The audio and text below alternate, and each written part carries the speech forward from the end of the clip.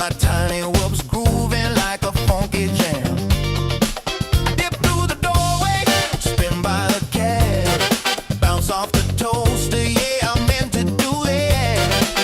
Neighbors knocking, saying, what's that sound? It's my brush motor soul train getting down. Flying through the curtain, dancing on breeze, freestyle funk in my living room with ease. Tiny whoop magic, bumping every wall. I'm the James Brown of flight, can't stop it all. I got LED strobes and a shag rug trail. I'm looping through the lava lamp, leaving a tail. My whoops got rhythm, my sticks got soul. I'm the pilot of the party. On a roll, TV remotes a gate, the lamps are diving, flying like it's 7.5. No GPS, no rules, no shame. Just a funky little quad in a soul train frame. We fly that flow, grab that gap. No time to nap, no time to nap. Hit that roll, funk and control, bounce that wall, we fly it all, we fly it all.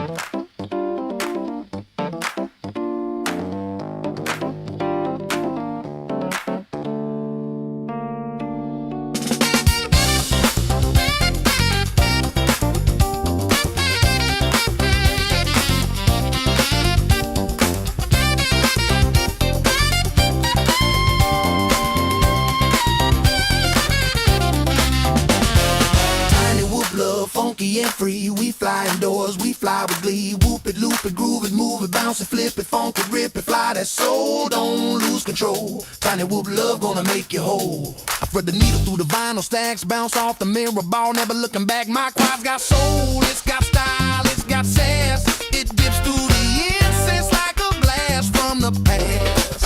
I'm flying figure eights through the lava lamp glow, dodging house plants like a funky pro. My whoops got rhythm, my sticks got heat. I'm the pilot of the party with the grooviest beat. I loop through the hallway, I dive by the broom. I'm the disco ghost in your living room. I hit that split that's over grandma's chair. She just claps and says, boy, you got flair. I'm flying freestyle with a velvet touch. My quad so smooth it don't need a clutch. From the shag rug to the ceiling fan, I'm the funky little fly with a master plan. The curtains dancing on the breeze, freestyle funk in my living room with ease. Tiny whoop magic bumping every wall. I'm the James Brown of flight, can't stop at all.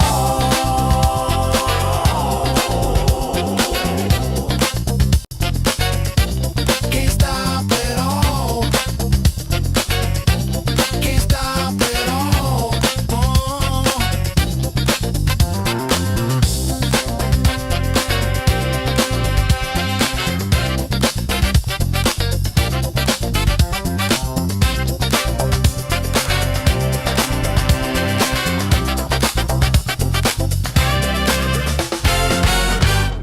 Greetings, cretins, I'm back.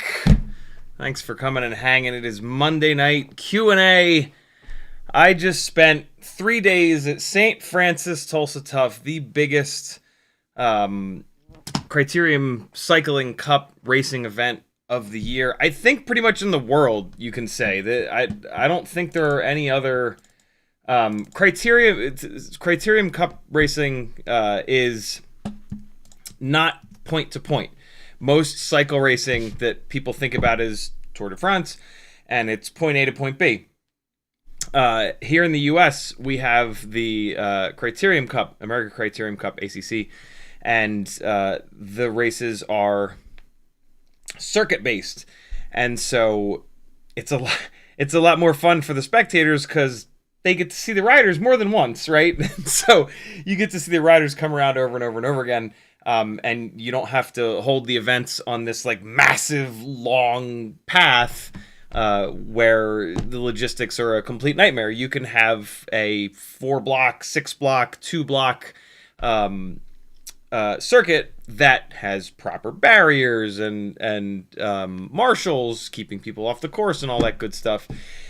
And then you can also set up an amazing live broadcast, which Tulsa Tough has always done an amazing job with. Last year is the first year that they brought me out, and it went really, really well. Last year I was still running the Vista setup, so I was outputting 720p to the truck with an FPV camera, right? Like the old OcuSync DJI system was a full-blown FPV camera. It was never meant to like be recorded and used in any cinematic way whatsoever. Then DJI 04 came. Well, so I could have been running 03 last year, but the problem with 03, and the reason that I skipped it completely, is that it wasn't good in low light. And an FPV camera that's not good in low light is not a good FPV camera. And so I'd skipped 03, and then with 04, they fixed that one glaring issue. And this year's events, I've had a full 04 Pro and 04 Lite setup. I actually brought the Caillou Mini with me and used this to test the RF on the site and to fly some of the non-pro classes just to be a little bit safer. I also brought the 04 Lite 2-inch. It's sort of a Mobula 704, but, you know, with my touches on it. I used this to fly through and unfortunately crash in the TV truck, but then we did it again and I got it through cleanly on the second one. We did that yesterday, Sunday, the third day. We did the fly through of the TV truck with this little guy, and I got through there on the second try. On the first try, I didn't. We were in such a rush. We didn't have a chance to practice it, and so we just, we'll do it live, right?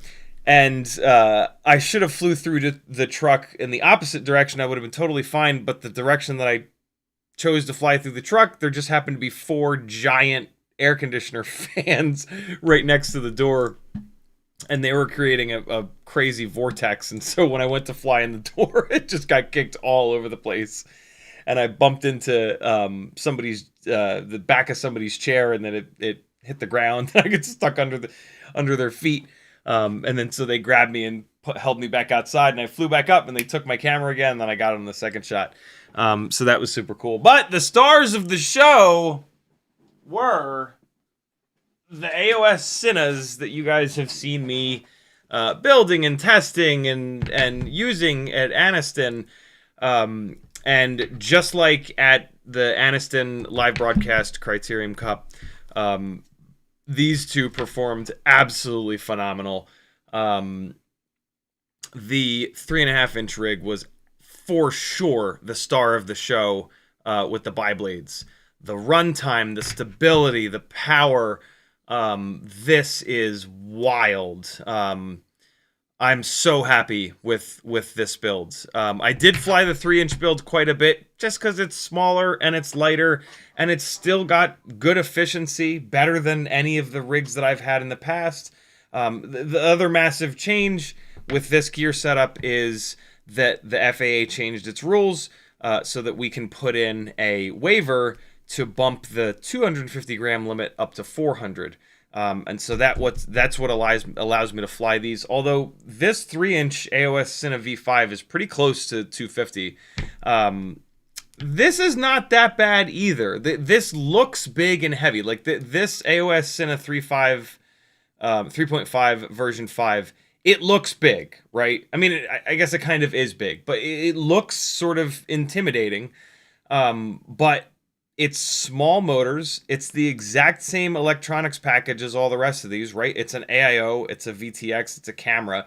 There's a lot of air on the inside of this, right? Like it's the carbon fiber is big out here because it's a 3.5-inch prop. It's a nice big prop. But man, the advantages of just the bigger props in general, right? The bigger the prop, the more efficiency, the more power, the more motor selection. And so just this being a 3.5-inch prop is a huge deal. But then what really, really kills it is the fact that since it's the bigger prop and since HQ actually makes a bi-blade that is well balanced and it just barely has enough pitch, I not only have the bigger propeller than the 2.5 and the 3, but it's a bi-blade. And I was getting like 6-7 minutes of runtime with this, which is absurd, on 4S 1050 batteries. And then I can also run this on 4S 850 batteries. I figured out with this build a really cool double XT60, XT30 kind of setup. I have an extra one here. It's a shame that I figured that setup after I got done with the 3-inch build. So like the 3-inch build just has the regular XT30, which is fine because I run the 4S 850s on this. But I made another one of these handy dandy little double connectors that whenever I have to pull this apart, I'm going to solder this on. But yeah, the XT60s with this cool little plastic bit here to protect the wires, right? There's just enough room for you to jam XT30 leads in there and solder them all together. And now you've got an awesome little double connector. So if you have, regardless of the connector on the battery, you're good to go. And then it even worked out really nice in the back of this frame with the TPU that I ran, where primarily I use XT30 on this, so I stuck the XT30 up here, and then the XT60 rather up here, and then the little lead on the XT30, it just kind of hangs out down there. If I ever need to run XT30, I can just pull this up and then push the XT30 through this little area and run it. But typically I don't. Typically I run the XT60 4S 1050 mAh Tattoo R-Line batteries on this, and this works out absolutely brilliant. Yeah, just super, super, super happy, man. The gear really ran super well. My previous gear setup, I'd been running for almost 4 years, and I was really comfortable with it. And that made like switching everything over feel kind of weird, right? Like I had this flying that I'm doing is super high risk, right? Like these athletes are the best in the country, and at Tulsa Tough, there's some of the best in the world that come. And so there is zero margin for error. And gear is a big part of that, right? Like in the world of aeronautics, what goes up must come down, and hopefully it comes down in a controlled fashion, but not always. And so, safety and the stability of the gear is something that I've always taken extremely seriously, probably a little bit too seriously, but that's how you make sure that mistakes don't happen and accidents don't happen, is by being kind of insane about it. And boy, am I good at being insane. And so, yeah, it was a little anxiety inducing to have a whole brand new gear setup for this year, but the 04 camera system is heavier than the Vistas, and this was a really good opportunity with the rule change from the FAA to bump it up, because 2.5-inch box frames are unbelievably noisy and not very efficient. The difference in flight performance I shouldn't say that. The difference in flight performance is actually not super noticeable. The biggest difference in flight performance is with this guy being bigger and heavier and just holding a line. Like this thing in the wind, like at these events, there's always wind, and there's always like swirling wind, which is really tough on the PID loop.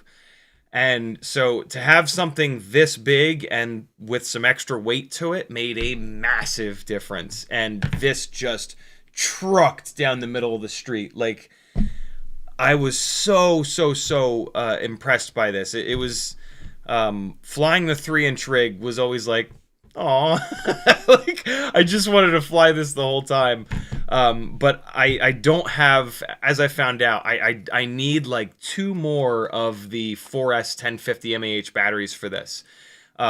Those batteries have been what I've been running on Cinewhoops for all of my cinematic work for ever, really, for like the 5+ years that I've been booking professional work.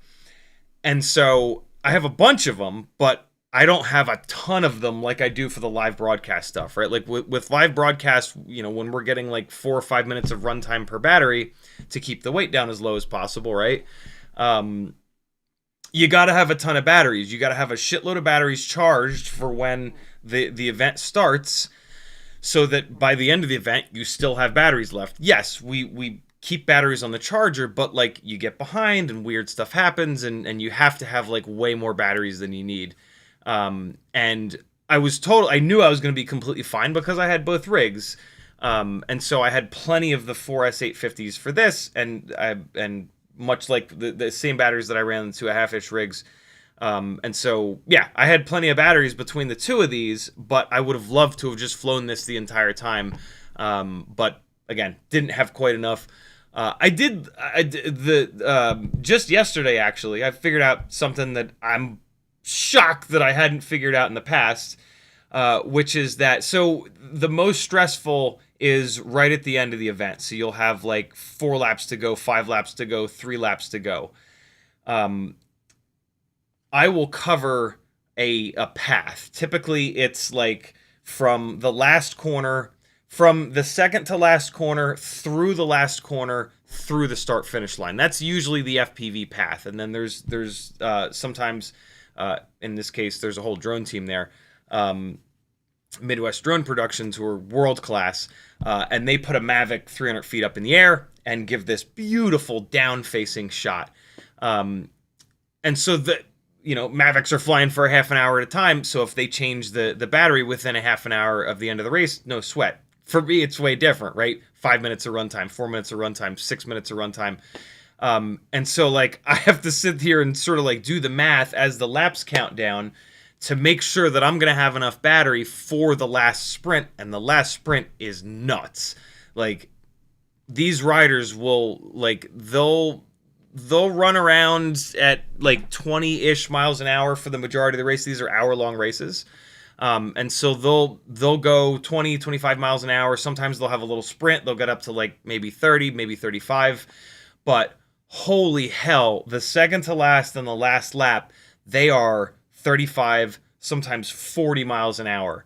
And so, like, I not only have to have, I can't just stay in the same flow that I am the whole time. Like, I have to have extra battery. And a lot of times what happens is, like, I'll lose the third to last lap because I'll be doing a battery change to make sure that I have a fresh battery for the second to last and the last lap.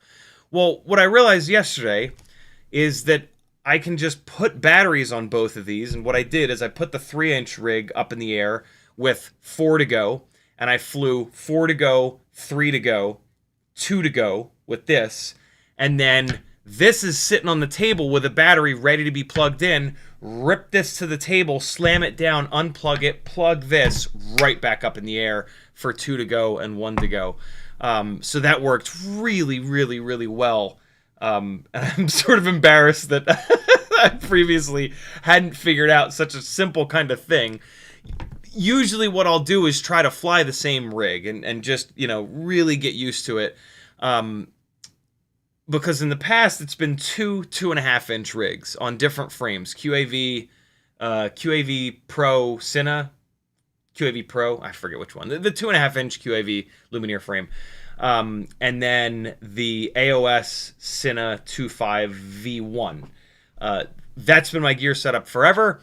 Now we've got 3-inch and 3.5-inch rig. And what was really cool is that the Pro Women's are a little bit slower, and so I ended up flying the 3-inch rig for the entire Pro Women's race, and it works perfect. And then I switch over to this for the Pro Men's, and that means that this gets flown for a full hour, and then this gets flown for a full hour, and I have exactly the right amount of batteries to do that with this. And so, man, it just worked out so perfect. Like, Saturday we had a bunch of rain, which really sucked, but it stopped just for the Pro Women's and Men's, which was perfect. We did have some technical challenges getting video to the truck. Nothing new there. They're running hundreds, if not thousands of feet of cable. This particular truck was not SMPTE cable, it was pure fiber, and fiber can be kind of finicky. And yeah, there's always issues. And so we worked through a bunch of issues, pretty significant issues on Friday. Friday we had either 3 or 4 things going on at the same time, which made the troubleshoot absurdly difficult. But the crew that Tulsa Tough hires and employees are so goddamn good. I really can't say enough about them. They blow my. This is only the second year I've worked with them, but they've blown my mind both years. They are so professional. They work so goddamn hard. This is 3 days in a row. This is build an entire racetrack out of like 4 or 6 city blocks in essentially 24 hours. Build a racetrack, full guardrails everywhere, upwards of 20 cameras, full cables, everything, like the start finish line. It's absurd. Run a race and a super professional live broadcast, which is on YouTube. You guys can watch all 3 days if you want. Just look up Tulsa Tough on YouTube and you'll find it. And then tear it all down, move it halfway across the city, and rebuild it. Like it's nuts. It's nuts that they do this. Like all the other races, it's just one race, and it's crazy that they do it like the night before, get it all set up the morning of, and then tear it down after the race. Like it's crazy to do it once. But at Tulsa Tough, they do it 3 days in a row, Friday, Saturday, and Sunday. It's just brutal. Like and like for the cyclists too, right? The cyclists have to run 3 races, 3 straight days. Like it's funny, man. Like it's an endurance event for everyone. It's this crazy endurance thing for hundreds of people involved. Like everybody involved right now is ruined, myself included. This might be a little bit of a shorter live stream because I'm completely wasted. Like I got a great night of sleep last night, but I'm just as the kids say, I'm cooked. Guys, I'm cooked. Am I cool now? Did I just get like 5,000 subscribers because I said one of the cool things? That's how it works, right? I'm cooked. I'm baked. Oh look, I said another word. I just got another 5,000. That's crazy. Yeah. Here we go. So yeah, oh my god, what an absolute blast. The Friday race is what you were watching in the intro. What you saw there was the second to last lap of the men's race, and then like the third or fourth to last lap, I believe. The footage is stuck on the laptop right now. I do not have the all of the footage here on my main computer because like I only got home. Oh god, I got off the airplane. I forgot there was so I booked my flight home. I don't think there were many options, to be honest, because pretty much everybody from Tulsa Tough that was flying through Atlanta was on the flight.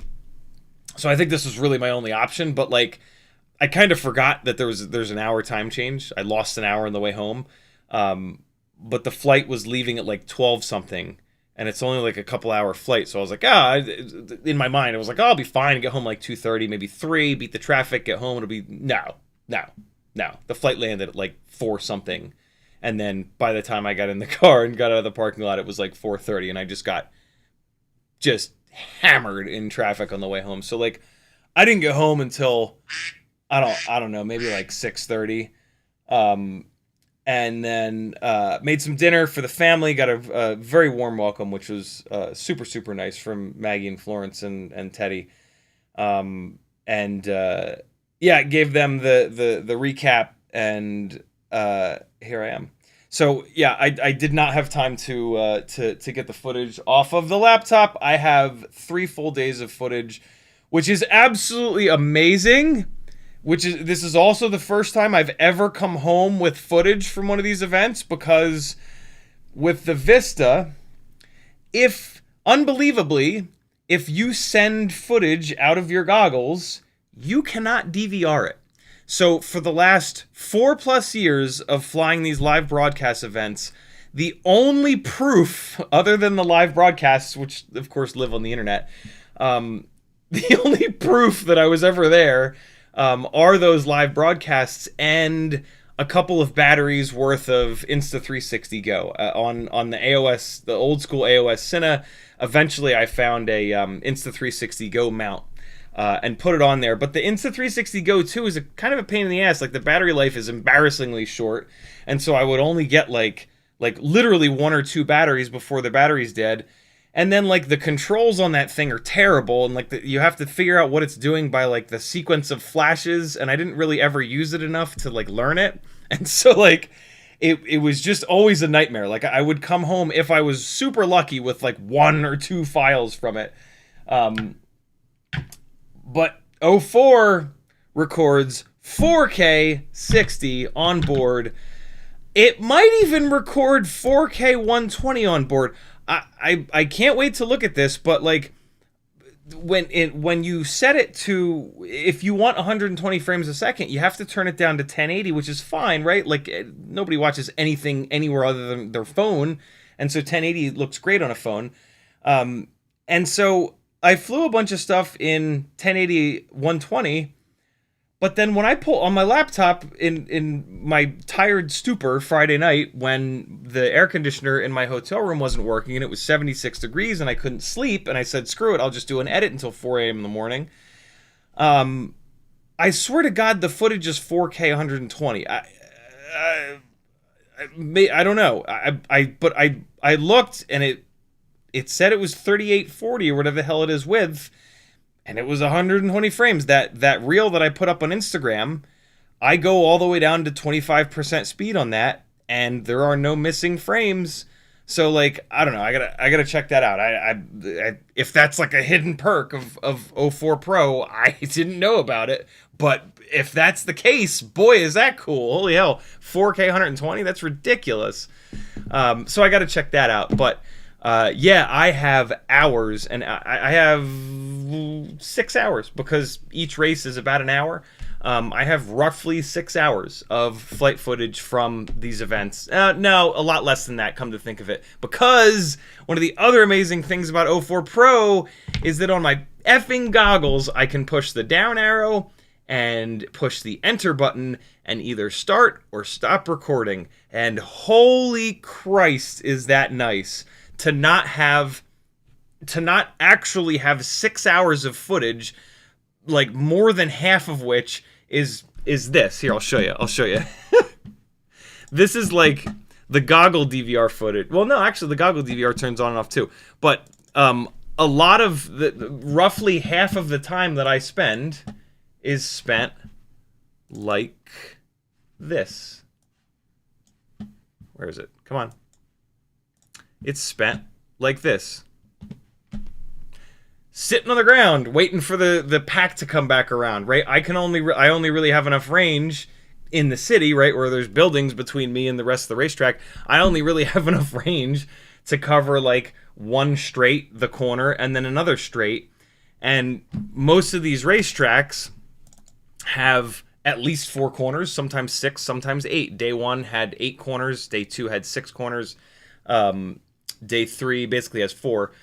And so I spend a lot of time just on the ground as far as I can go safely away, waiting for the pack to come back around, right? Like, chase them, fly back as efficiently as possible, and then sit there and wait to save as much battery as possible. So, like, being able to start and stop the recording in the goggles is really game changing, because like I can be sitting on the ground, and when I see the car and then the lead moto come around, arm it, hit record, hopefully in that order.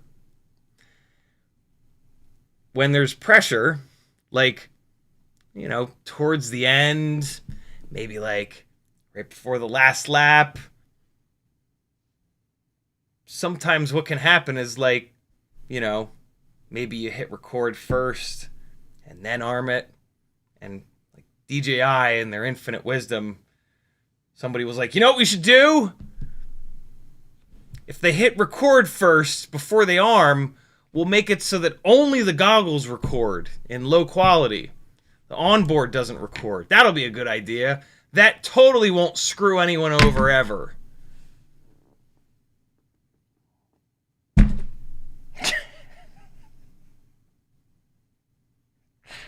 The reason you watched the second to last lap of Friday night on the intro is that I don't have the 4K onboard of the last lap, which really pisses me off because it was a great finish.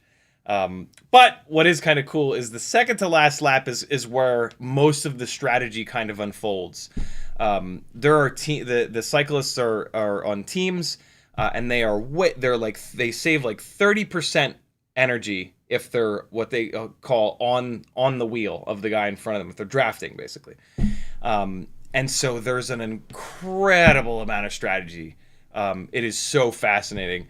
And so on the second to last lap, you get to watch all that strategy play out to get their freshest rider out in the front. And so that second to last lap under the start-finish gate, which is in that reel that I put up, that's where a lot of like the action. The last lap, of course, is chaos, but like sometimes the last lap is just one rider just cruising through the start-finish line. Not often, but and so yeah, it's great that I have that second to last lap. But boy, was that annoying that I did the arm and then pushed the record button out of order on that last lap. Such a this is my first time being able to record this stuff. Do I know that switch sequence? Like, is that switch sequence burned into my mind from all of this stuff? Yeah, absolutely. Right? Like, we've been flying 04 Pro on this channel for a long, long time. And that is something that I learned last year. But I'm not thinking about like my onboard footage. I'm thinking about the live broadcast. I'm thinking about like what shot I can give to the TV truck that they're going to love. I'm thinking about all this other stuff like concerning putting on a good show, putting on a good live stream. I'm not thinking about like, oh, make sure I get the footage so I can do an edit in 3 years that nobody will watch. And so, yeah, it's it is not super surprising that I hit record and then armed the damn thing. And I realized it that night, and I'm annoyed by it. And when something like that happens, it sticks out in your mind, and you remember that forever. You know, like it's okay to make mistakes if you learn from them, right? Like mistakes are your opportunity to learn the absolute most. You don't really learn much, if anything, when you don't make mistakes. And so, yeah, the way that I've chosen to have that never happen again, which worked for Saturday and Sunday, is that when I land to save battery, I disarm to get the PID loop to chill out, and then I rearm, and I just let it sit there at idle, armed. And I'll, like, if I'm sitting there for a really long time, as you all know, the PID loop will start to wind up a little bit. If I'm sitting there for like 40, 50 seconds, I'll disarm it real quick and rearm it. But I don't let it sit there not armed, which is also really good because when you disarm, it goes to low power mode and you can lose your video connection. And so it's actually a really good idea to just disarm arm and just let it sit armed. And yeah, it's going to use a little bit of battery like that, but it doesn't make that much of a difference. So yeah, that worked really well as a solution to prevent that from happening, and it did not happen even once on Saturday and Sunday. So that was really good. So yeah, Saturday was held downtown, and it's late, and so we get to run under the lights, which is awesome. And then Friday, I meant. Saturday is in the Tulsa Arts District, which is kind of like industrial and pretty cool. Although, having gone to sleep at 5 a.m. eventually in the 76-degree room that I was in, I did not feel great on Saturday. It also rained all day Saturday, and so Saturday was tough. Also, the area that we were in, there were a whole bunch of birds and a bunch of crows that were pissed that I was there, and they were dive bombing the shit out of me. It was crazy, man. They were coming after me. And so, and also like this area, there's some really weird stuff that goes on with the wind. And then there's this big 3-block run that I cover. and the 3-block run, it goes downhill, and then there's 2 cross streets, and it flattens out on the cross streets. And so the riders go downhill, and then they flatten out, and they go downhill, and they flatten out, and then they go downhill again. Well, these don't do that, right? We put these things on a path, and they fly that path in a straight goddamn line. So it's really difficult. Like, it takes me some time to get used to, because I'm dropping down, I'm a few feet off their helmets, but when they hit those cross streets and they come up like this, it's, oh God. And so, like, I have to add throttle. I have to do this with them. And if I add too much throttle when I do that, then I kind of balloon up. And now you can't just, like, make the correction, right? Like, you're live. If you make like one change to the sticks and then quickly another change to the sticks, it looks like a mistake. And so, like, when that happens and I add too much throttle, I have to kind of, like, fake it sort of and just make it not look like a mistake and just let my altitude kind of go up and, like, yeah, I meant to do that. I wanted to just kind of slow down and show them kind of moving away, right? How good are we get very good at covering our mistakes in FPV when we fly cinematic. The best cinematic pilots in the world are the ones that are the best at covering up their mistakes, because you're always going to have that one little thing that happens, and yeah, you put 2 inputs right in a row, and it very obviously reads as a mistake and just doesn't look good. And so, yeah, super challenging on that Saturday. Running on not much sleep, all the stress from the rain, and like, we're soaked, and it was madness on Saturday. But we put on a great show.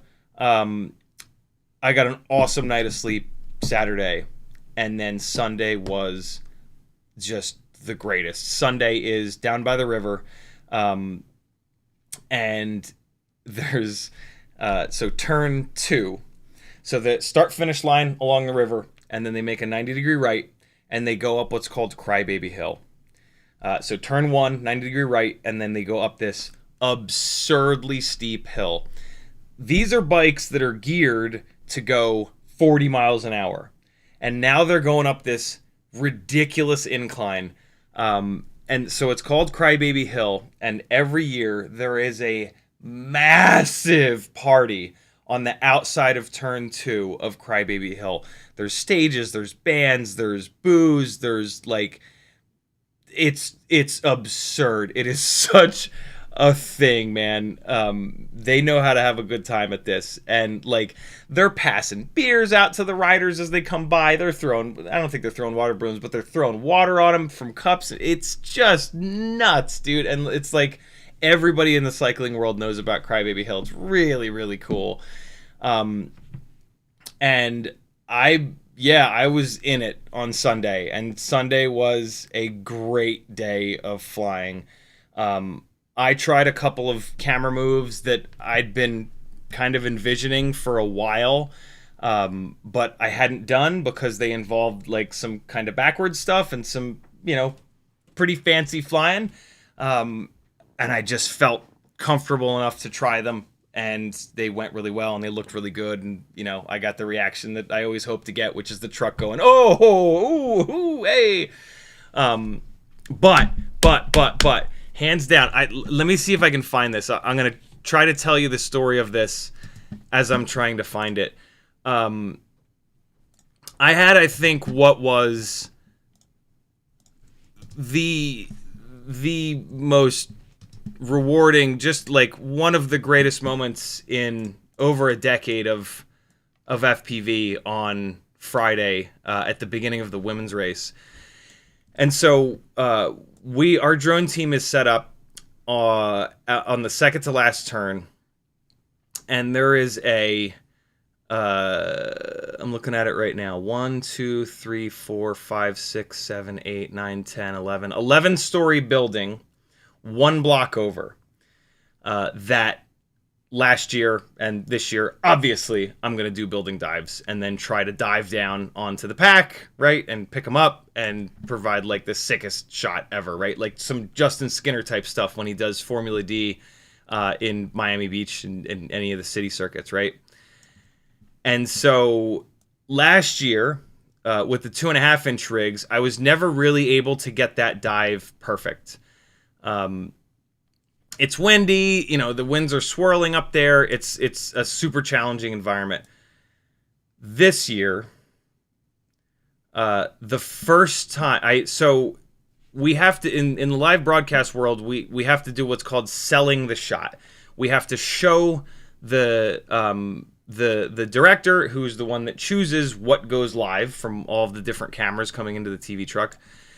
You have to give him something and give them time to see what you're selling them, and then hopefully they'll take your shot. And so with this building dive, basically, I have to do the dive a couple times in a row to kind of show it to them in my little monitor, right? You got a million different cameras that are displaying at all times. And so I showed him the dive once. Usually I'll have to sell a shot like 2 or 3 times, maybe even 4 times. The second time that I did it, don't tell me I didn't record it. I don't think I recorded it. It doesn't look like I recorded it. Friday was the day. Yeah, I didn't record it. It's in the live stream. If you watch the live broadcast, it's in there. This is similar to it. I'm going to just show you. I think this was the first time that I tried it. And I don't think they took this shot. It's the reel. The reel that I put up is the first time that I tried it. So this is the building. This is either the first or the third time that I did it. I don't think they took this shot live, but it did come out real good, right? So like not a full building dive, right? Not all the way up onto the roof, but worked out really well, hooked up with the group.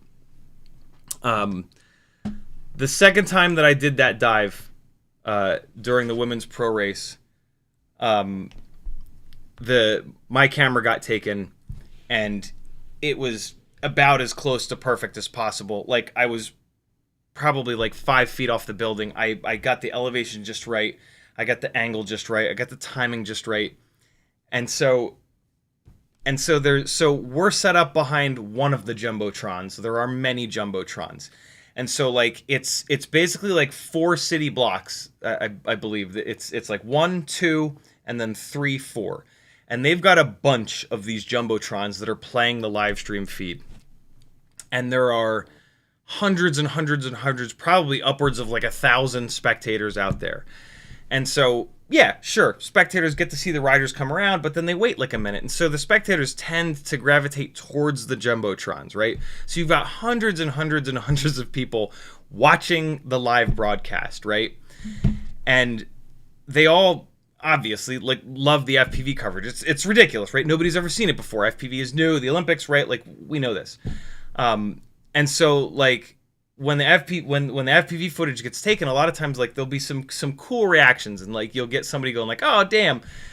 Well, this time, because it was so clean, and I don't know if I assume most people have never seen a building dive before.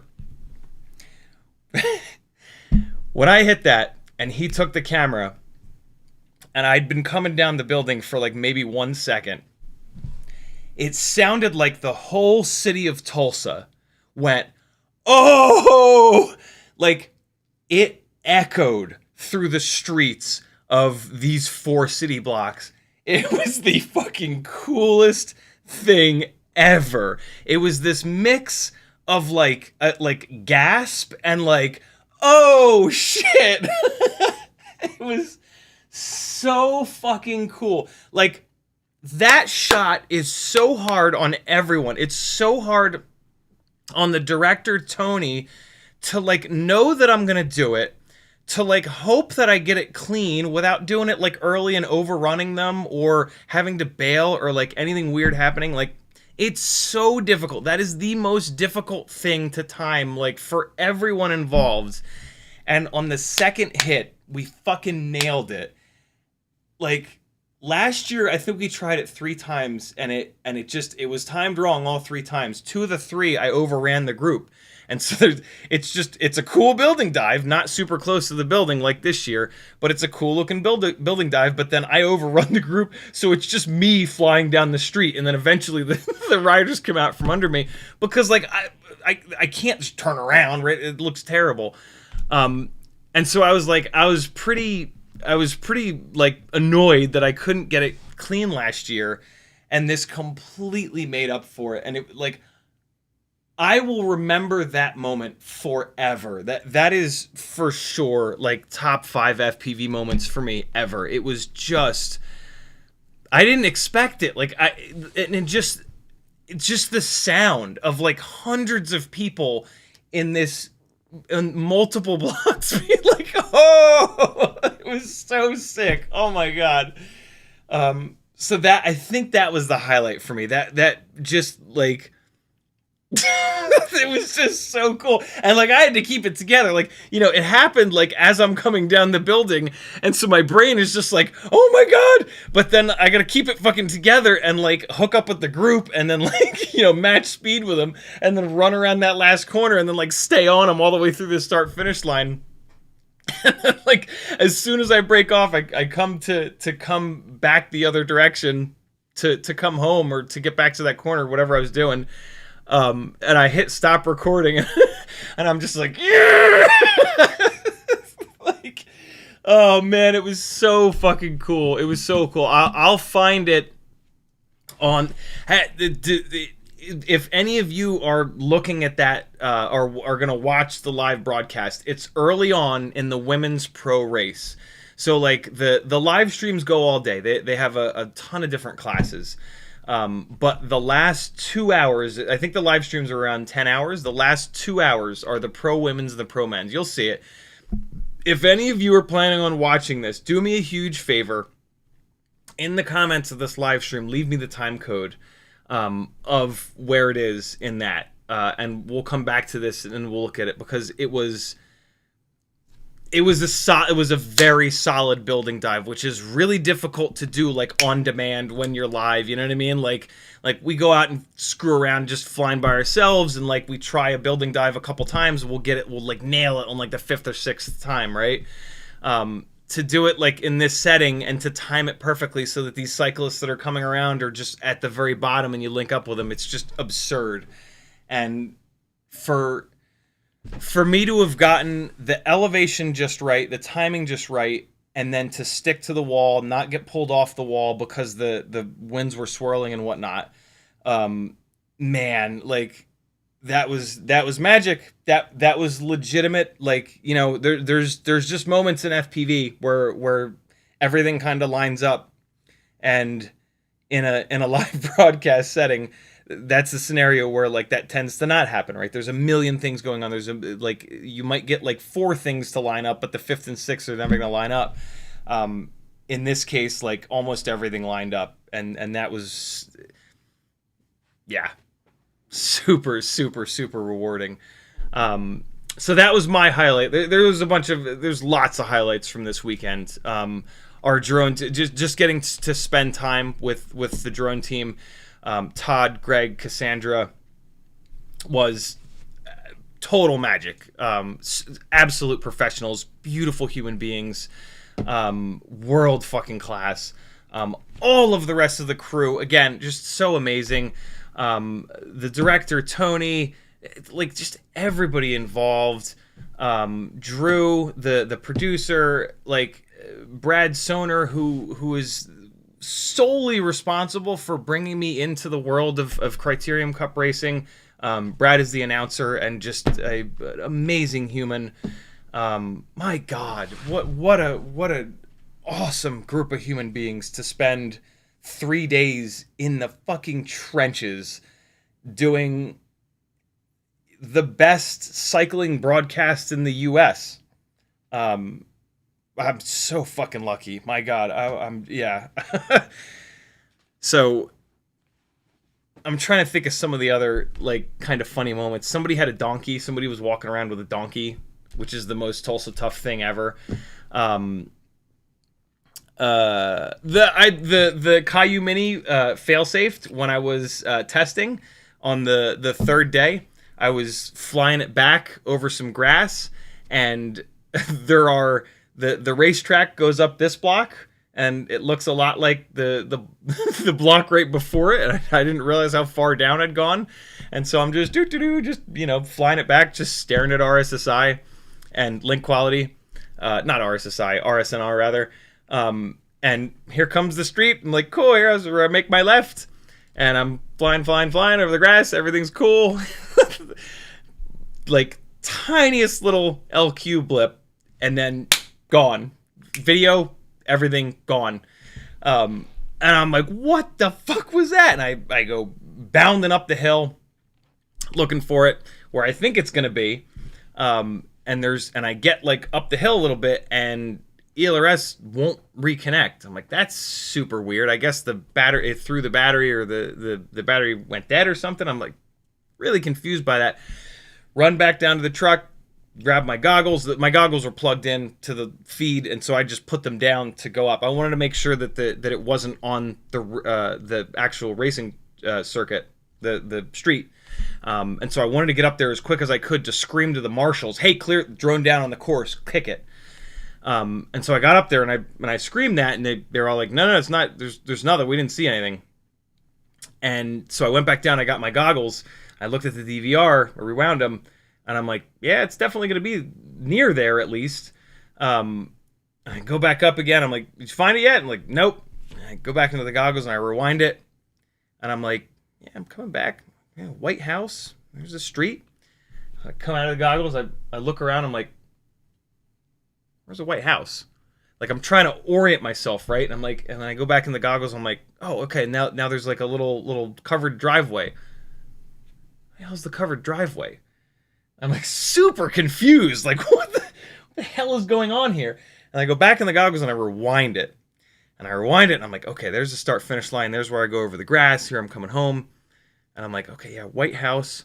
And then I look farther ahead, and I'm like, oh, the Jumbotron's all the way down there. I'm like, oh, there's another street. I'm like, oh, shit. Take the goggles off, start running across the grass. I'm like, oh, here's the other street. And then ELRS reconnects. I'm like, oh, okay, cool. Put the goggles back on. It gets video again. And sure enough, I'm in somebody's backyard because, I try to, as infrequently as possible, I fly over the racing circuit and or any of the crowd. So I always try to be like over trees or grass or whatever. And I was, when it fail-safed, I was over grass, and so it was like in somebody's yard, like looking at their fence, and just turtle-motored it back over, just took it right back off, good to go. And the sum total of the damage is, you might not even be able to see it, but you can't even see it. There's just like the tiniest little ding in this one of the propellers, like it just didn't care at all. I wasn't that high. I don't fly very high because the Mavic is usually like 300-ish feet, and so they own that. I try to stay below about 100 feet, and so it wasn't very high. Also, if something bad happens like that, the lower you are, the softer you hit the ground, right? I have about 1,000 boring safety things that I follow to do this as safely as possible. But this is why we test. It was during like one of the warm-up races, one of like the it might have been like the men's over 40. And what basically happened is I since I took the wrong street, there's the topography of this area, I just put dirt in between me and the quad, which is why I got no warning whatsoever. It basically had clear air and then dirt. And so I got like this one tiny little blip in the link quality, and then everything just went. And that's exactly what happens when you put dirt in between you and your quad. You get practically no warning. And so yeah, that was a highlight of like, this is why we test, like, God forbid that had happened with one of these, it might not have, it probably would have been fine, but like, that's also why I like to test with the small stuff, right? Like, if I had lost this, like if I hadn't been able to find this, if it had thrown the battery, right, it would have been in somebody's backyard, I wouldn't have gone home with this. But Who gives a shit? I still have both of the rigs that I use to fly the actual broadcast, and so nothing would suffer, right? Like me delivering like the proper quality footage to the truck would not have suffered at all. And so yeah, that really proved the point of like bringing something infinitely lightweight and small to do the testing. I also really like to test with this because it's on regular ELRS, right? It's not on Gemini. And so whatever range I can get with this, it's also on a much shittier little antenna. Whatever range I can get with this, I can get more with Gemini. And so when I do my range testing, I'm like, okay, these are my limits. If the truck is on my camera and I'm towards that limit and the truck doesn't come off of my camera, I can't just turn around. And so I'll get to the edge of my range, and I know with Gemini that I can push a little bit farther, and I know that eventually they'll come off of my camera. Speaking of Gemini, good God, Gemini is so much better than Crossfire. It is absolutely ridiculous. If you're still on Crossfire and for any reason you have to change a receiver, or you just want a transmitter link that absolutely blows Crossfire out of the water in so many ways, dual band Gemini is that. It's really unbelievably impressive how stable Gemini is. It, like, the link quality never goes below 99, and it's not like it's wrong. Like, it just doesn't. The link is so strong. It's 2.4 and 900 all the time. Sure, I have a ridiculously good antenna orientation on this, in fairness, but I am blown away. I've been running Crossfire for 4 years. I know on these live broadcast gigs. So that's 4 years of Anniston, Alabama. I know exactly where I can and can't go. Last year, Tulsa Tough, same racetrack, same everything. I was on Crossfire. This year, I had easily double the range. Like, it's crazy the difference between Gemini and Crossfire. I am so glad that and like I'm probably gonna spend a couple bucks in the next month or two to get. There's a couple rigs that are still left on Crossfire. It's gone. Like, sure, 5 years ago Crossfire was good, but it is so outclassed, even just by regular ELRS, to be honest. Like, even Tracer, right? Like, ELRS stomps Tracer pretty hard. It really stomps Crossfire, and now Gemini just, like, is nail in the coffin for Crossfire. Is Crossfire better than FR Sky or Spectrum? Of course. But, like, yeah, it's I was super happy with the performance of Gemini, and kind of blown away. Like, you know, Crossfire's 900. It should go really far. It should penetrate really well. It should bounce really well.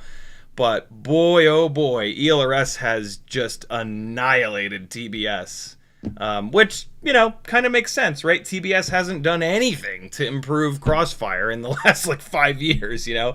And, like, ELRS is just crushing it. Like, they're making improvements, and they've made incremental improvements for years. And so it makes a lot of sense that it would be this good. But and, like, I've noticed flying around the neighborhood and just flying in general that, like, ELRS is just stronger than Crossfire in so many... constantly, really. But this was, like, next level. Like, I could just go practically anywhere. like for the reason why I say it's basically twice as good is that on the Sunday down by the water last year, I could not get to the start finish line, which is like 2 blocks down. I could, like, it Crossfire would get so bad by the start finish line, and I actually had a Crossfire failsafe. With Gemini, I could run 2 more blocks all the way to the first corner. And I started to go up the hill a little bit, which is Crybaby Hill at that corner, and it started to drop a little bit. And there's no reason for me to go up there, and, like, it's definitely going to drop at that point. And so I was just like kind of out of curiosity when I was testing. I'm like, just inched up a little bit, and it got me like past the railing, and then I saw the link quality move. I saw that something changed at the bottom of the screen, and I just went, nope. I pitched back and just came on home. But yeah, literally double the range in that specific scenario. Crazy. And I didn't even fail safe it, right? So maybe even more than double the range. Like, yeah, man. Gemini is no joke, man. No joke. Danzel the Turtle says, they said drone provided by HP on your drone shot. Ack. Well, I mean, do you want my drone shot to be there? Because somebody's got to pay for me. So they can put whatever the fuck they want on there. If they're willing to pay me to come out to fly these events, you could put paid for by fucking Jimmy McBobob Charlie. I'm more than happy, you know? I'm not cheap. So, you know, and this event, this is a massive event. This is an absurdly expensive event to put on. This crew that they hire to run this live broadcast is world class, and world class crew are very expensive. And so everything has to be sponsored for them to be able to pay for it, because who are they going to charge? The spectators? You can't do that. You can't charge spectators. It's in a city, right? It's just on the side of the street. Who do they get charged? The riders? No, they pay the riders, right? If riders win, they win money. Can't charge us. They can pay us, right? And so the sponsorship has to be super heavy. Jimmy the Cow says, saw another YouTuber say shrimp wrap. Loved it. No way. Let me see if I can get a little bit caught up on the chat real quick. Kevin's, oh shit, I'm sorry, Kevin. Kevin Summers, you forgot it's Monday. I sure did. Next Monday, we will have the voice of God, Kevin Sumner, on here. Munderson says, I would just like to remind everyone that Tulsa spelled backwards is slut. This has been a public service announcement. Denzel says, greetings and salutations for all you degenerate ganglies. Munderson says, on a less silly note, how's the FOV on the 04 light cam for those gigs? Would the Flywoo ultra-wide ones be any better? I actually really like the 04 light field of view without the Flywoo lens, because it is extremely linear. Broadcast is filmed on very expensive, very high-end cameras, and very expensive, very high-end cameras are not going to have bullshit fisheye all over the goddamn place, right? They're going to be super linear and super natural, and just look gorgeous. And that is exactly what the regular 04 light camera is. It is incredibly linear. There is no fisheye whatsoever. And I've never had a problem with it. I don't know why so many people hate it so much. Sometimes it feels like they're just kind of jumping on the bandwagon of, like, you know, they see somebody else like, I hate it, it's so low field of view and FOV, and then they fly it, and that, you know, confirmation bias or whatever kicks on in their head, and they miss a trick, and they're like, oh, it's because of the FOV. I couldn't possibly not be the best pilot in the world, right? So I think there's a lot of, like, just kind of jumping on the bandwagon with that. But yeah, no, the 04 light is gorgeous. And then the Caillou Mini with the Flywoo it's good too. There is definitely, and I've seen this from a bunch of the reviews of it. It's definitely not the default lens. Like, and when you screw around and you switch lenses, there are some artifacts that happen, and typically those artifacts happen when you're looking at the sun. And this definitely has that. When you look at this, when the sun is in your field of view, the glare that you get is not nearly as clean as what you get from cameras that have the manufactured lenses, right? Like, when you manufacture a camera, I'm willing to bet that they're doing that in some sort of a clean room-ish setting so that you don't get dust on the sensor, you don't get dust on the inside of the lens, and everything goes together beautiful between that sensor and and the lens, so that in a really challenging situation that the camera is pointing towards the sun, you don't get weird glare, weird shit going on.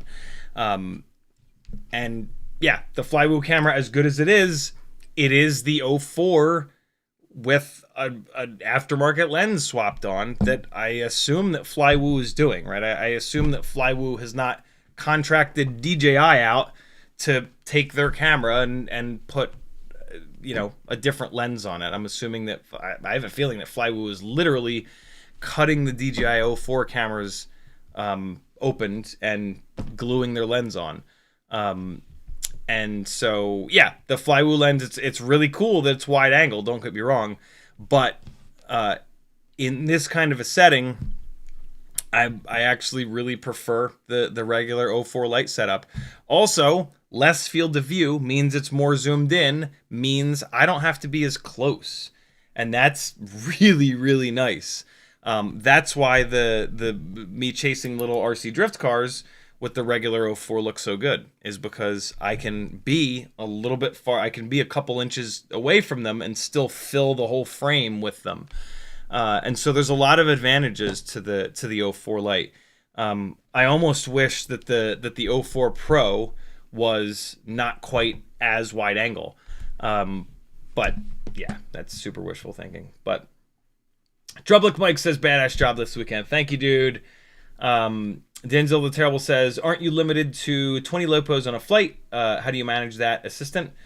I have never had anybody in TSA challenge me on the number of lipos. I had 8, 9, 10, 12, 13. Oh, I had less than 20. I have 8 4S 850s, 2 4S 1050s with XT30s, 6 4S 1050s with XT60s, 3 transmitter batteries. Both DJI goggles have batteries hard mounted in the back, right? The Integras and the goggles 3. And that might be it. Yeah, so I guess I'm under that 20. But yeah, nobody in and I've flown with FPV gear 20, maybe 25-ish times in the last 5 or 6 years.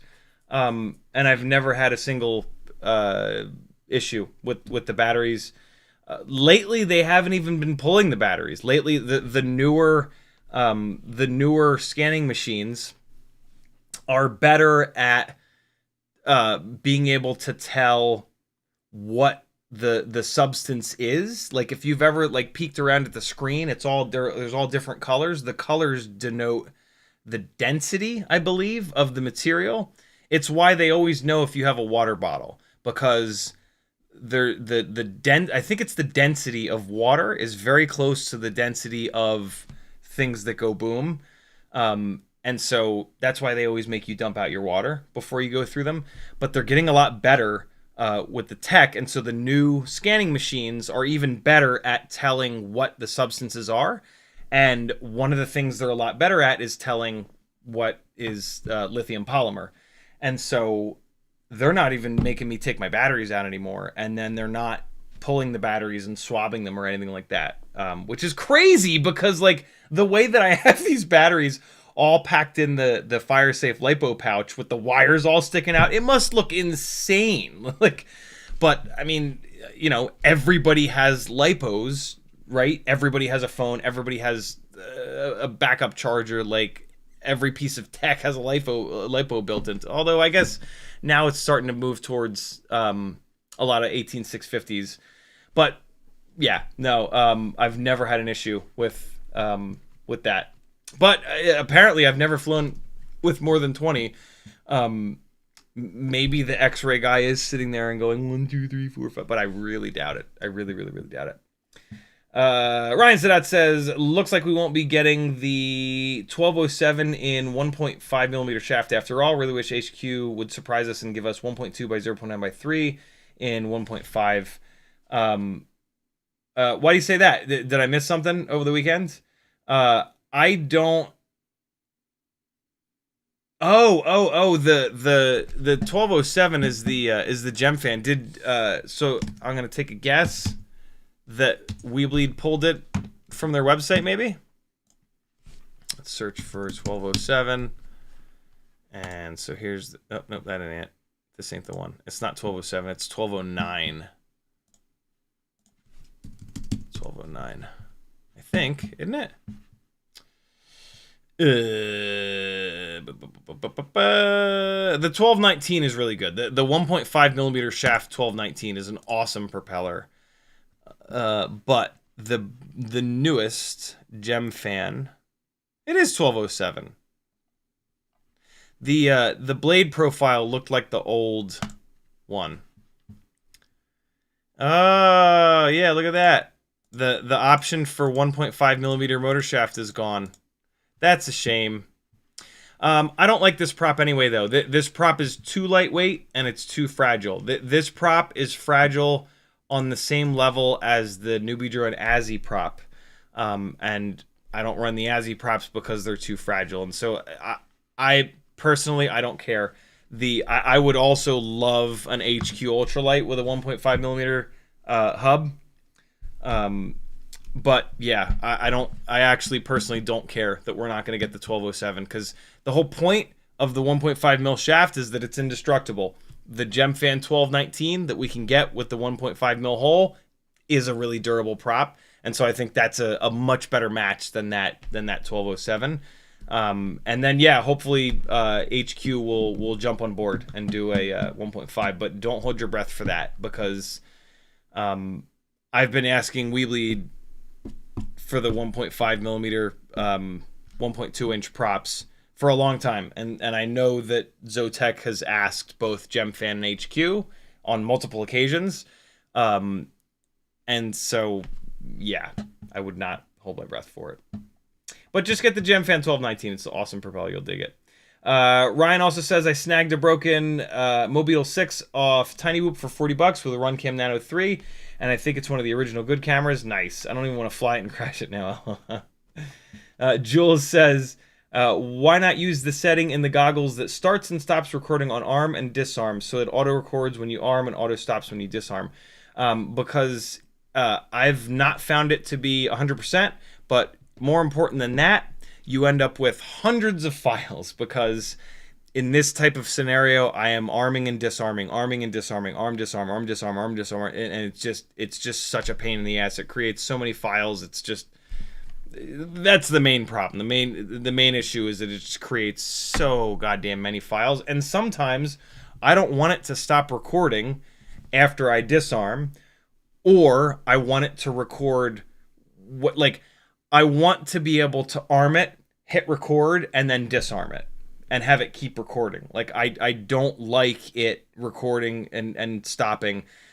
And then you've also got situations where, like, if you crash and you disarm, it's going to kill the recording. And then, like, if you rearm, there's going to be that gap before it starts recording again.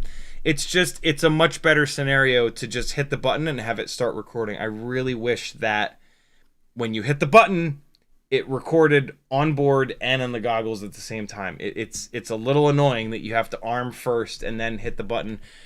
Maybe it's because when you arm, it goes from low power mode to full power mode. Maybe that has something to do with it, but I can't imagine that there's not a way of doing it. I just think it's a silly kind of thing for them to do. If there's a technical reason for it, fine. But, like, come on. We're flying drones in 4K, like at hundreds of miles an hour, miles away. There's got to be a way. But yeah, the auto arm on the auto record on arm and disarm, I've used it before and it sucks. Denzel Turbo says, let's see the dive. I hope somebody can find it. Cole FPV says, moo. Yuke says, knifed the outside railing today first try, and then the third try, I'm starting to think I actually should do these more. Glad you had a good time this weekend. Hell yeah. Denzel the Trouble says, I found it. Oh shit. I might get copyright dinged for this.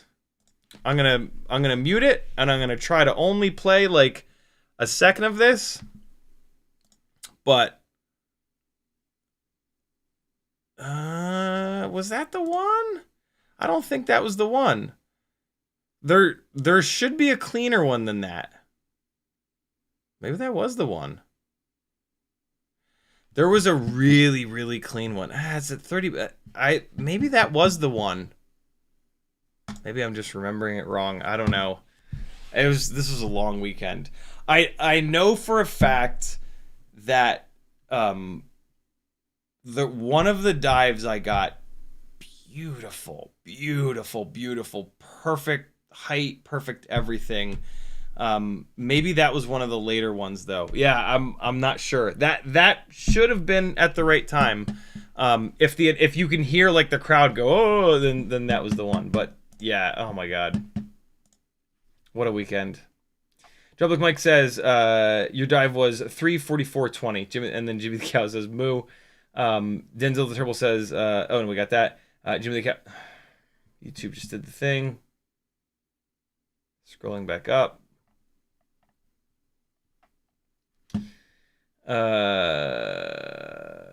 Jimmy Bobby says, Jim E. Mamo Bob. Oh, right, yeah. I said that a little bit ago. Denzel Turbo says, does HP hire you, or is HP the DJI guys? If not, it should say CiottiFPV. If it said CiottiFPV, then I would have to CiottiFPV. I would have to pay for myself to come out. But no, the production company. Well, actually, Tulsa Tough hires me because Tulsa Tough basically employs its own production company. It's a crazy situation, but there's a group of people that have started I think this is how it works. That have started Tulsa Tough like almost as a business, and then they rent the TV truck, and then they hire all of us, and so yeah. Kevin Sumner says, it's fine, I'm building a 2S Carbon Collective 75mm instead. What's a Carbon Collective? CiottiFPV says, the thought occurred to me that the 04 light might benefit from a matte box / lens hood. Thoughts? Any camera will benefit from a... I'm a big fan of the tulip style lens hood, which is basically that you have more... that lens... I have one of them on one of my DSLR lenses, but it's packed away, I think. Basically, the lens hood, it protects the camera lens, which is great. This is similar to a lens hood.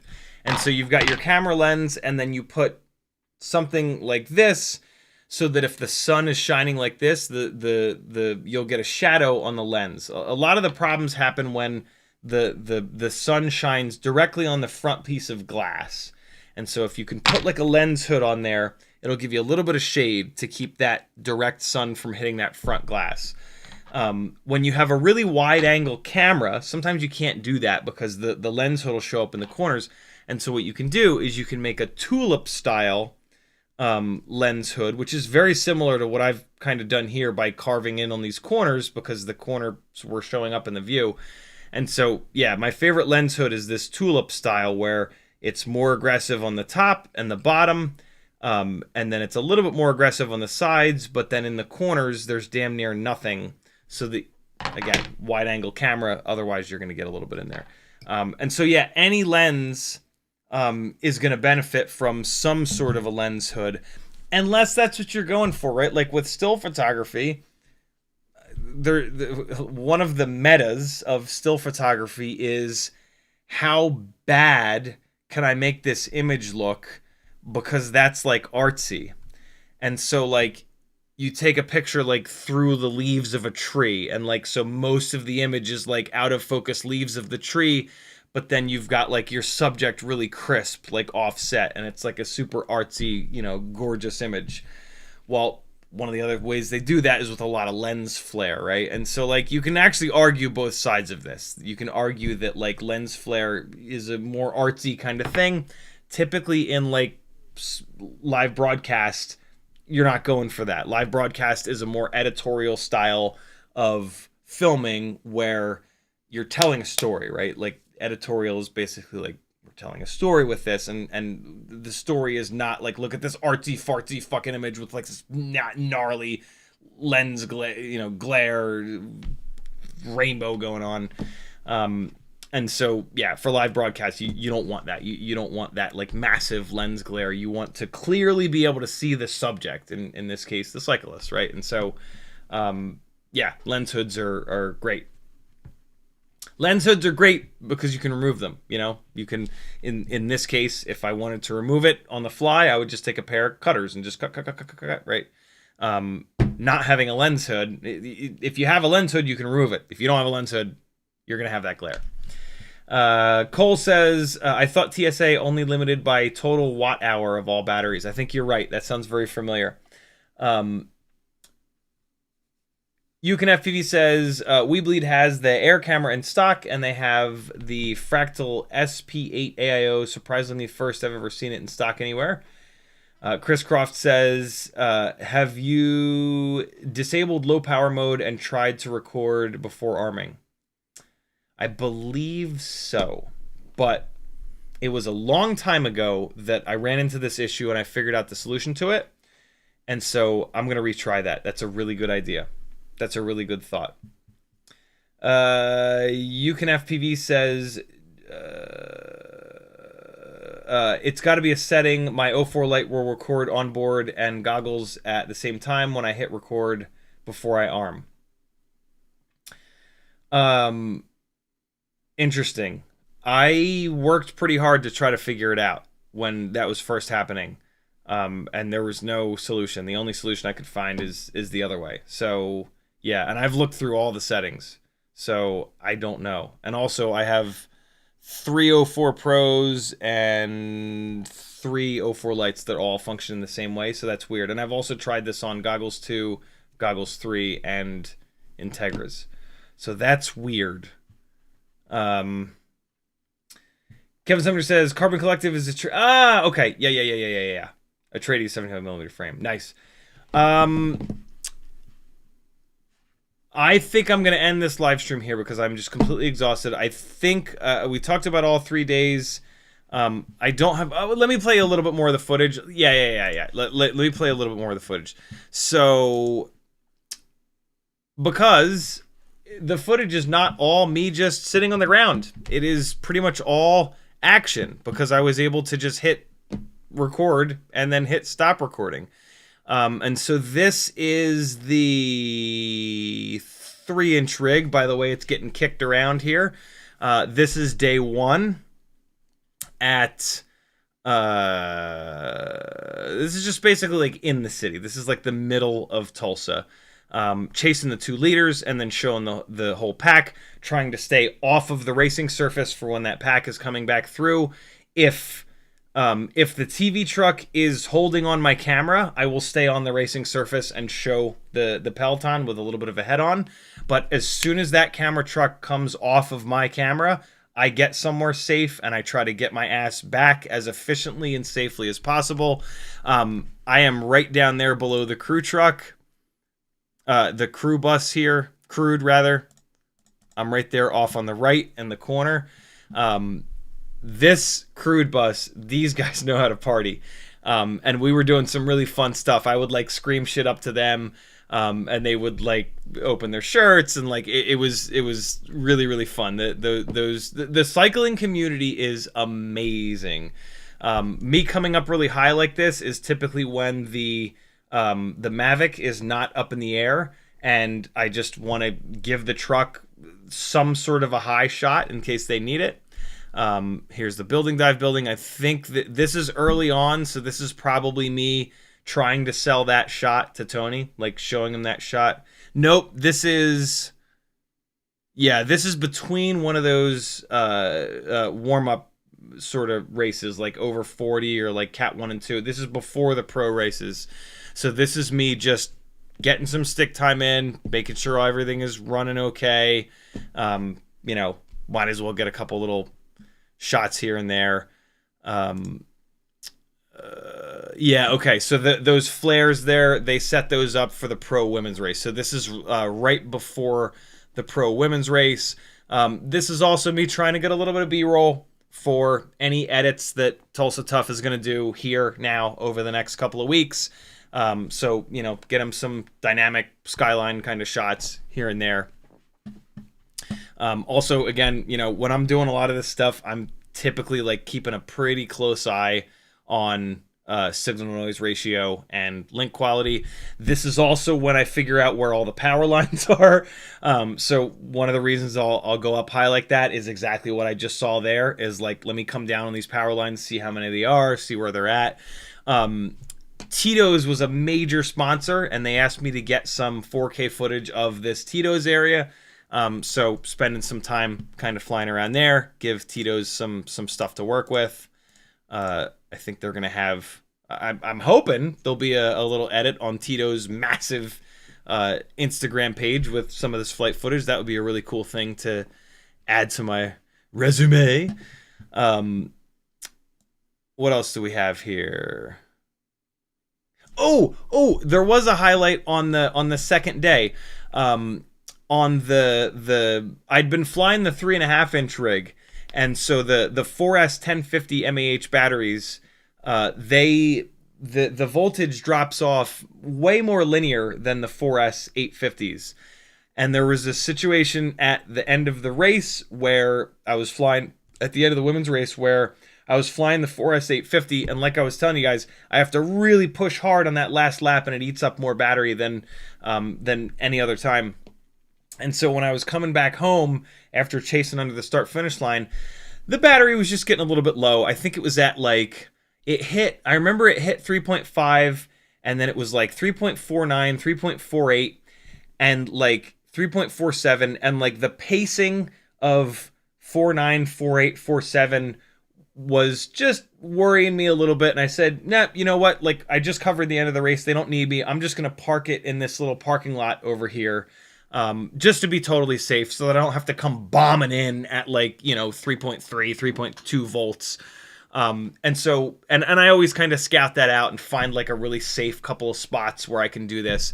And so I hit this little parking lot, which is like a half a block over, and just parked it down there. Well, the other thing that's kind of annoying about 04 is that if you don't hit stop recording and you unplug the quad, you lose that whole file. And that was the end of the women's race, which is super exciting. The last lap is always super exciting. And so I was thinking about going and grabbing the quad. And so I just put my goggles down. I forgot to hit stop recording, and I ran the half block over. I grabbed it. The second that I unplugged it, I realized I wasn't totally sure. I was pretty sure that I forgot to hit stop recording. And I was super bummed. And when I ran back and I put the goggles on, in order to hit stop recording, you have to hit down arrow to pull the thing down, and then you hit stop recording. So I can always tell if I remembered or not by whether or not that window has been pulled down. And I put the goggles on, and that window had not been pulled down. But a second ago, here, I'll show you. DJI has the internal RAM buffer or whatever is like 3.75-ish gigs. And so what happens, which sometimes can be a little bit annoying, is here we go towards the end of the file, 3 minutes 339, 340, 341, 342, 343, bang, and now it cuts the file, which is kind of annoying when you're, it can be annoying when you're editing. But boy, did that ever save me, because when it was sitting on the ground, it ran to the end of that time limit, and it cut the file for me, and it made that. So the file that I lost is the file of it sitting on the ground in this little parking lot staring at a car. So I was like, yeah, finally. Every time up until that point, I've lost perfectly good flight footage from forgetting to hit stop recording and unplugging it, but this was the first time that I actually got saved by that functionality. So, you know, we take the wins when we can get them. Here's the start of the men's pro race. Well, hold on. Let's go to, so there's a couple things from Friday in the middle of the city. Now we're going to go to Saturday in the Tulsa Arts District. So this is now turn 1, 2, 3, 4, 5, and this is my big long run. And so watch this run, man. This is 3 full blocks, and this is where you're going to get to see that the elevation change over and over and over again. And so here come the pro men's. Yeah, there's some Legion riders. So this is pro men's. Look at this run. And so I think that might have been one of the flat spots here. Now watch the elevation. Ready? So they flatten out and see me get closer, and now it evens out again. And see, I'm adjusting. Yeah. So we already hit, that was the last one, and now it flattens out again. So that is a tough run. That's a long run too. Like that's a big distance, and they are cooking down that hill. And then this is another big long run all the way down here to the start finish line. When I turn around like that, typically that's when they're not taking my camera. For safety's sake, I'm not going to run all the way down under the scaffolding if they've already come off of my camera.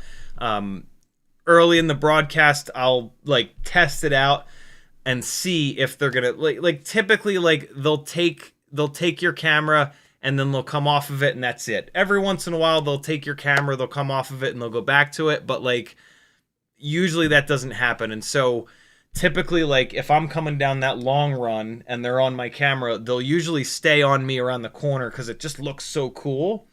But then once they come off of me after that, like they're not going to come back. And so it makes way more sense to just turn it around and save some battery, come home, be safe, just spend as little time as possible over the athletes in a situation where, if the worst case scenario happens, you could kind of bonk into somebody.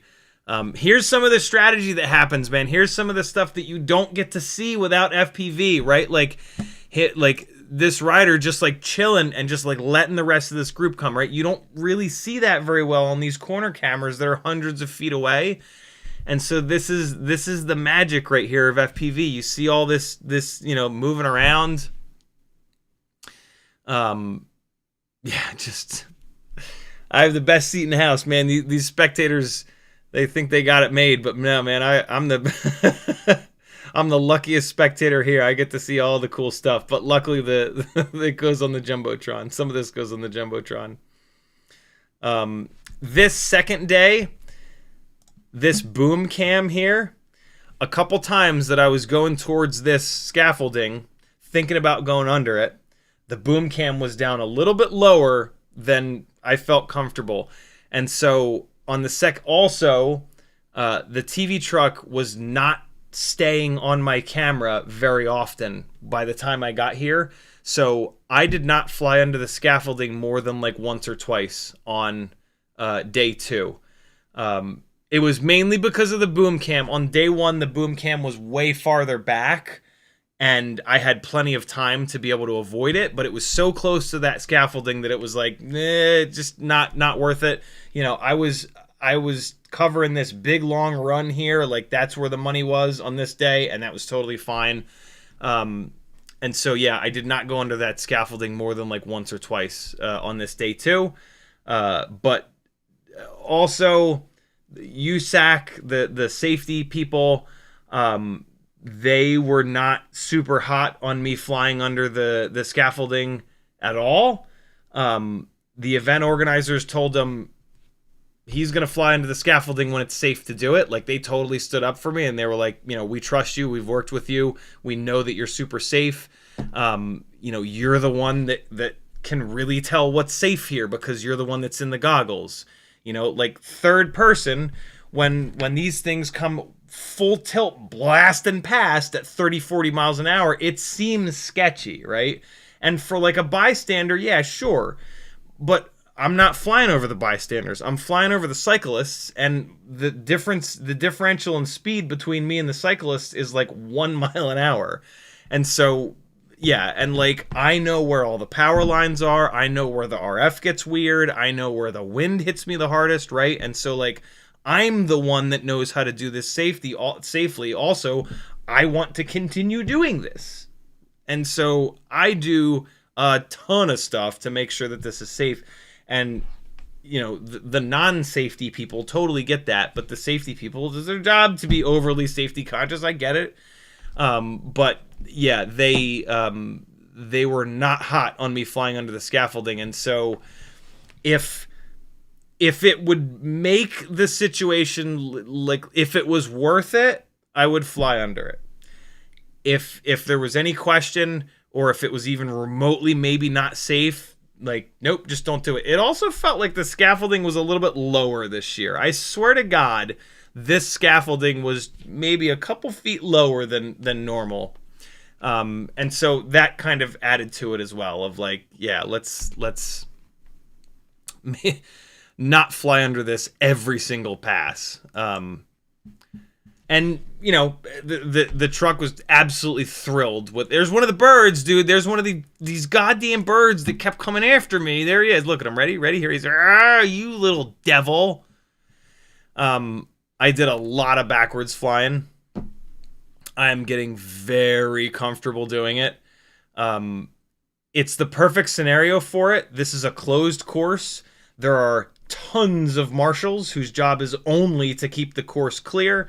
There are bright yellow guardrails. There is nothing behind me. And so and it's such a cool perspective. And then having that like rotate around is just the sickest thing ever. That was actually one of the less clean backwards shots because I kind of overshot the group. And I had to do that little rock forward, rock back thing. Yeah, there you go. Look at that. Like this is the stuff right here. This little conversation going on. This is the stuff that the announcers are then going to be like talking about, and like that's what we get from FPV that we don't get from any other camera angle. That's why this is so cool to have this perspective, and that is what Brad Soner wanted to show, and why he brought FPV into Criterium Cup racing. And here's another example of me parking here over in the corner, landing it. Stop the recording. Here comes the car, and then the lead moto. Hit record, get back up in the air. You know, I was probably sitting there for like a full minute. This is one of my favorite shots. This is a really hard shot to time because I can't see the riders coming. So I have to try to figure out, I have to try to look down the street. I pull my goggles up and look down the street to see when the riders are coming to get that Tulsa sign and then rock it right out. That was one of the cleaner ones. It's also a really hard shot for the truck to take because the truck has to blindly take me pointing at that Tulsa sign and hope that I line it up and time it right. But that one was pretty clean. That was a pretty good one. This is the day that we had all the rain. And so last year, the men's pro race, it was darker, and that Tulsa sign had all these cool LEDs, and it was all lit up, but it was still so bright out that we didn't have those cool LEDs, but it's still a rockin' looking sign. And then this, that we practiced this. I sold this shot to Tony a couple times, and we fucking nailed this. He took my camera. I don't know if it was this run. I did this twice, and he took the camera once, but he would have taken it like right now. I had just started to nose forward. One of the hard things is like I can't dead hover, and so like sometimes he'll take my camera and I'll be on like not tilted forward to give that like super clean look. It's really, really nice when I perfectly time the nose down, and then he takes the camera so that when he cuts to me, I'm on that path and I can just rock that path right through. But either that one or there might be another one, we got it dead on the money. I nosed forward at the exact right time, and then he took the camera at the exact right time. Yeah, that was a cool shot. No, that was the practice one, and then here I think we did it again. I wonder if I recorded it. Yeah, I think this was the one where we got it absolutely perfect. Yeah, I think this was it. Rock right, rock left, here they come. Super cool little reveal. I'm not sure. That might not have been the one. I don't know, but we got it right. And on the broad, yeah, that was definitely not the one because I broke off. But yeah, and here's the rest of the drone team. This is Todd here. This is Greg on the controller, and then Cassandra is off on the right. Cassandra has a really cool little setup with a I don't know, a box that feeds into her iPhone, and then it scans remote ID. You can buy a remote ID scanner, and so she tells us when there's another DJI product in the air, and she can tell us where the transmitter is and where the drone is and the elevation of the drone. And then so if they're close enough, I'll go and harass them and get in their shot and chase them off. It's yeah, really, really, really nice to have her. She's saved our ass a bunch of times because it constantly happens, you know, like when you can buy these things from Best Buy, everybody has them. That was one of the better ones. That one, it's hard to time that because I like to be low as like a super nice reveal, and so I just have to guess when they're going to come around that corner. That was a good one. And then yeah, again, just showing all this subtlety in the peloton. When they're grouped up like this, it's when they're grouped up like this, it's called the peloton.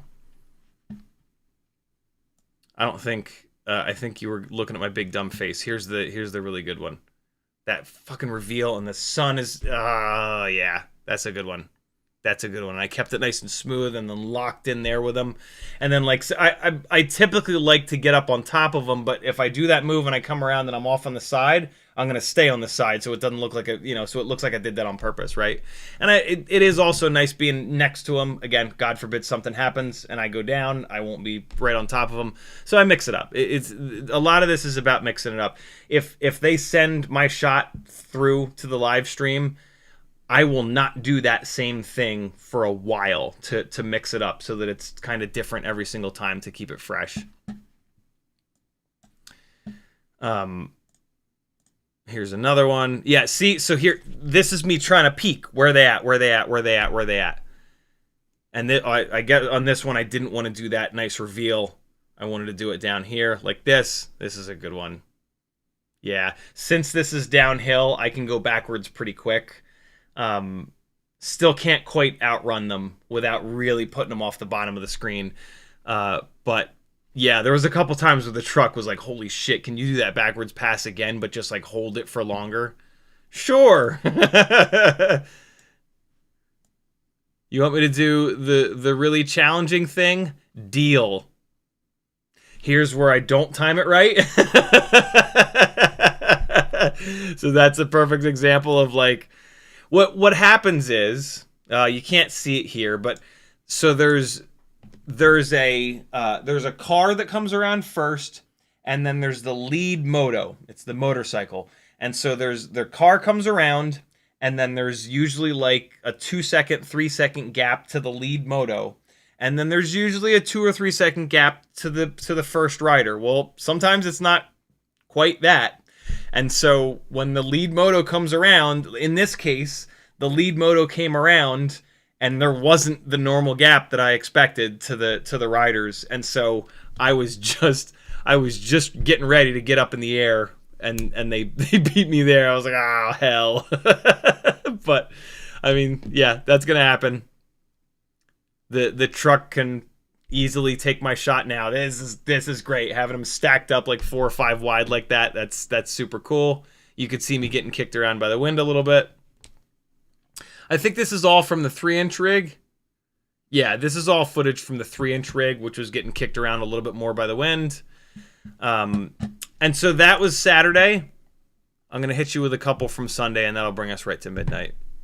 Look at me. I did a full live stream after 3 full days of live broadcast all day long. So this would be I think this is category 1 and 2, which is like one step below the pro men's. Let's go down in here to some of the pro stuff. So this is now day 3 with Crybaby Hill right on the river. This was my favorite little place to park it here. This race had I think it's called a rider that goes like breakout, like a breakout rider. Somebody won the pro men's race by like 25 seconds. It was crazy. He came across the finish line sitting back on his bike, no hands on the handlebars, celebrating. It was crazy. And so here's lead car, and now here comes lead moto. Oh, I'm gonna play around with the tree. It looks like.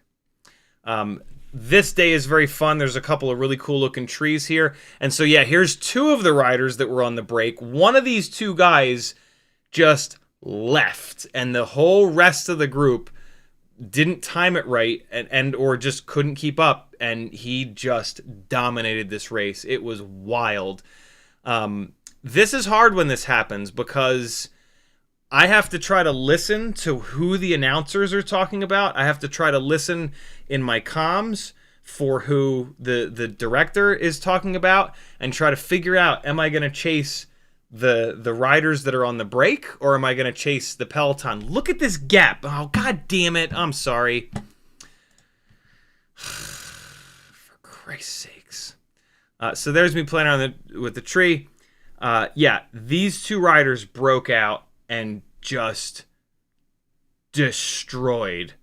And so, yeah, it's tough for me to figure out, who do I chase? Do I chase the breakout riders, or do I chase the peloton? I'll usually just kind of mix it up. But sometimes I can hear the announcer, Brad, talking about one of the riders, and sometimes I'll know what that rider's jersey is, or I'll just hear him say, you know, the rider's on the break, and then that's who I'll chase. Or also sometimes, like, eventually I'll learn the camera numbers. So, like, on comms, the directors say, like, take camera 4. And, like, so after a little bit, I'll learn where camera 4 is. And so if camera 4 is on the turn right in front of me, and the breakout riders are coming down the hill, I know that he's on a camera with them, and so I'll link up with them and chase them. And so there's a bunch of that's going on. Also, on this day, we finally had some time to work with the guy in the truck that does the color correction, and he actually wanted me to get off of D-Log. He had me go over to standard color, and so now we've got a lot more color. And so I'm not going to have as much range to adjust this in whatever edit that I do, but who gives a shit? It's not about me. It's about the live broadcast. And so, yeah, here's me waiting for, it looks like the peloton. Yeah, so here's the main group. And so I think he told me to hit back with the group and then push forward through it. That rider almost, oh shit. What did he almost hit? Oh, he didn't want to run over that manhole cover. And so, yeah, just chasing the main group down. This is such a fun corner. It's downhill. They're flying. I'm flying. They lean into that corner really hard. They corner hard, man. Like, they got those skinny little tires for efficiency, but god damn, do they get some grip. On this third day, I also had a chance to talk to the boom operator, and him and I worked out a little system so that he could make sure that he was out of the way.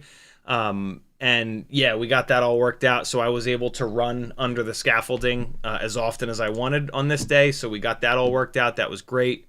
And I, of course, let the director know, like, yeah, we're going under the scaffolding today, so he could hold on my camera.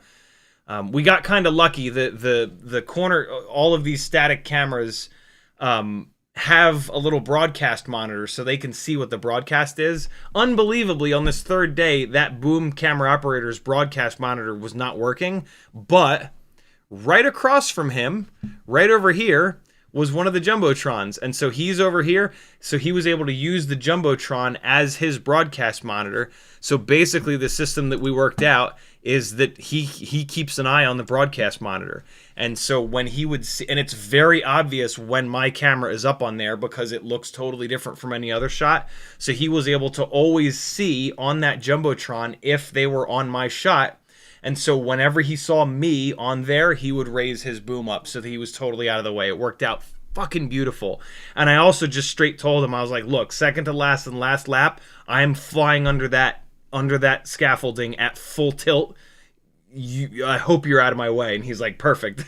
You're the shot that we want for that. I really like that shot so much. I didn't sell that shot enough for them to take it, but I love this rock around to kind of just this dropping down, sliding sideways, rotating, like, you know, doing a couple. Oh, how cool is that, right? Every once in a while, I'll just fall into something and fall into like a camera movement, and it's just too cool.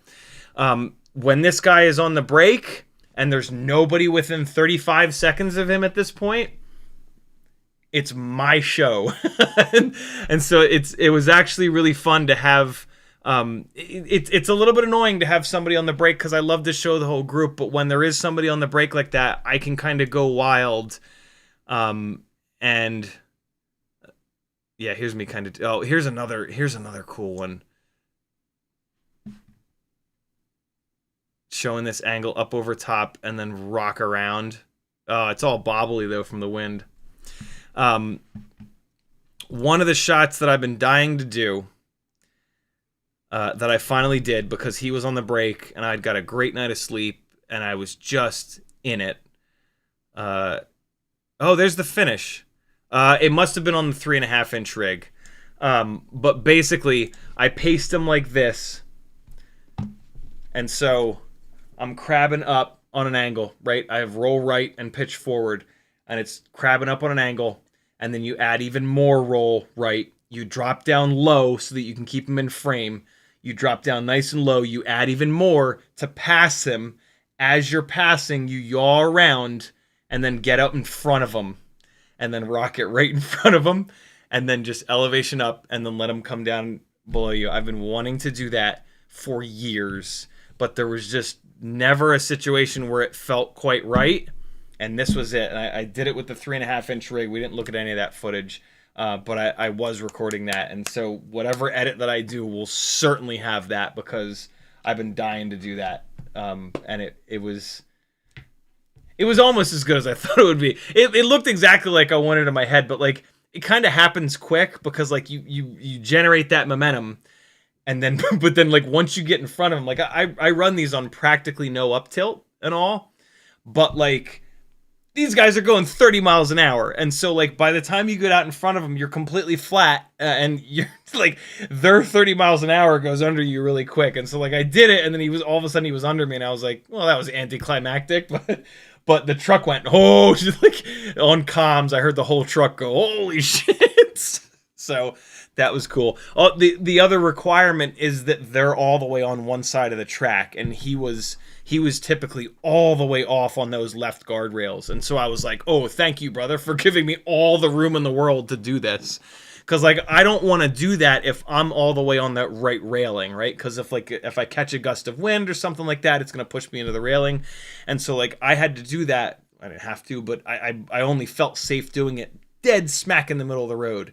And so that's where I did that move, was right in the middle of the road, tons of room on the right side, and then just rock it right. That was a good one. I've been wanting to do that for a while. It felt really good to do it. I think I'm going to leave it there, friends. It is 11. Oh, no. I'll get caught up in the chat for the last 3 minutes. Jim the Cow says, remote ID, what now, Moo? Denzel the Trouble says, nobody wants to be that drone pilot on the news because they maimed an athlete. That's it. Yep, that is a massive, massive, massive part of this, is that, like, I'm not going to be that guy. There's another guy who is a stills photographer and a photography drone pilot who has recently started doing FPV stuff, and so you know I don't consider him to be an FPV pilot. Whatever, we all consider ourselves to be something or other. I consider him to be, he's phenomenal at flying photography drones, but you know he's not one of us that has years and years and years in it, and he's getting awful carried away flying FPV at some of these other cycling races. And more recently, I've seen some stuff from him flying open prop, non-guarded stuff, really low and like almost hitting riders and almost hitting the scaffolding. And he's going to be that guy, unfortunately. And yeah, it's really frustrating because like, I don't want to be that guy, that like safety obsessed lunatic that's like, you know, fucking yelling at the neighborhood kids to get off his lawn. Like, but yeah, I don't know. I'll tell you this, I'm going to be real fucking pissed if he does hit somebody and then the USAC, the safety folks just say, okay, no more drones. Because, you know, I get it for him, right? What does he care? He can fall back on stills photography and it won't affect him that much, but it totally hammers me and Midwest Drone Productions, right? Like we rely on this. And so that's troubling and very frustrating. But I don't know. Apparently he's a nice guy, but like it's rule number one, you know? with when you start working in this world is like nothing else matters other than safety. Like that is the first thing. And like if you are really, really, really good, yes, you can get the sick shit and you can take some chances here and there. But if you're not like so good that like doing stuff like this is almost easy,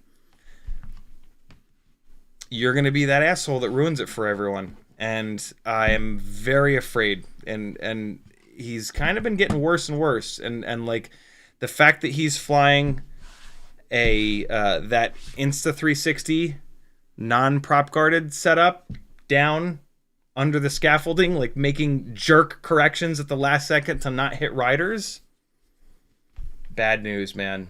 But not much I can do about it. Nothing I can do about it, really.